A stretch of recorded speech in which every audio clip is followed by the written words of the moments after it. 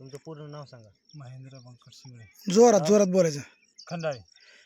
आज आपण अहमदपूर तालुक्यामध्ये आहोत. आज तारीख आहे 1 एप्रिल 2025. या दिवशी आपल्या कोथिंबीरच्या प्लॉटमध्ये आहोत, बरोबर आहे. या कोथिंबीरला तुम्ही आपल्या ग्रीन पॅन्ट कंपनीचे सेंद्रिय जैविक खत वापरला, बरोबर आहे. हो. आता याची माहिती तुम्हाला कोण दिली, कसं दिली सांगा जरा. माहिती कोण दिली याची? माहिती आता तुझ्याकडूनच आहे.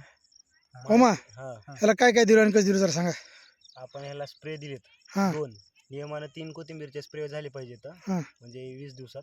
तर आपण 2च स्प्रे दिलेत. हां आणि 2 स्प्रेला पहिल्या स्प्रेला आपण ग्रो नायट्रोकिंग स्टिकर दिलेलं आहे. हां त्यासोबत कीटकनाशक बुरशीनाशक. हां दुसऱ्या स्प्रेला 1261 दिलेलं आहे. हां बाकीचं सेम.